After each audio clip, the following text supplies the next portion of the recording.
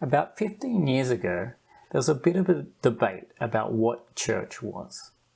Larger churches were using technology to broadcast their sermons into more than one venue at one time. The issue was raised as to whether watching someone on a screen constituted church. Some argued that if the apostles had our technology back then, they would seek to use any and every means to get their message out. Others thought the New Testament spoke about church in relational terms, as a group of believers. I am reminded of one clip where the discussion got pretty heated between some prominent American church leaders.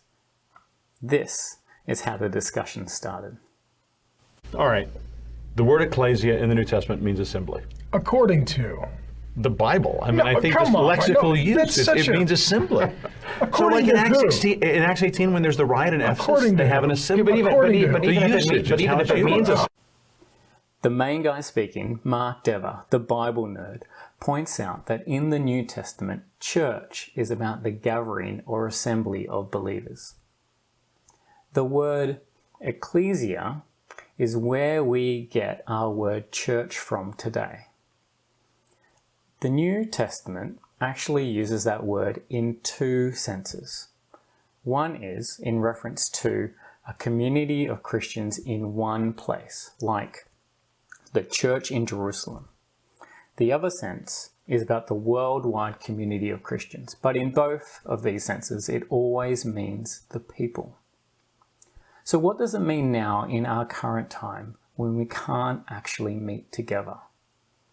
First off, we should be clear, this is not some government persecution against the church.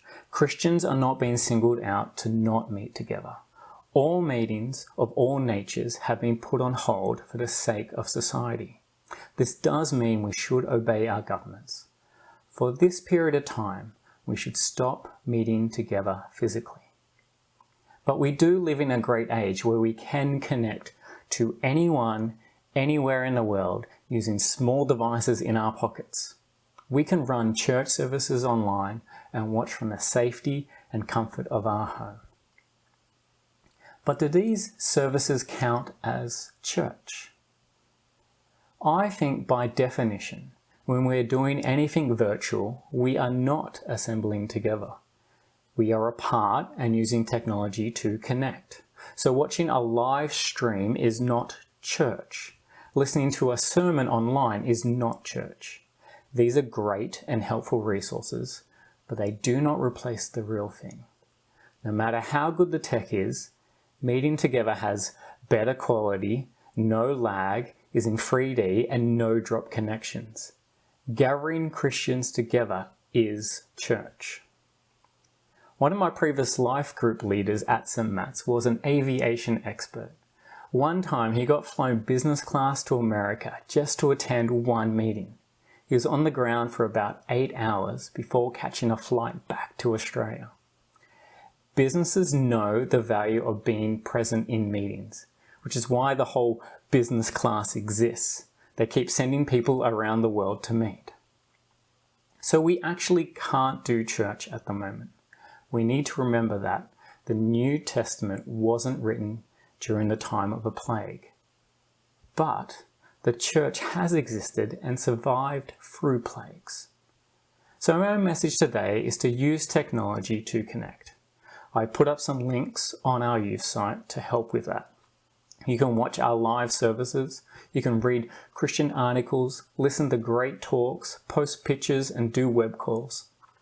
But when all of this is over, let's come back and meet together. Don't get comfortable being a Christian in isolation.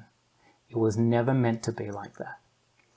Already I'm looking forward to meeting with you all together again.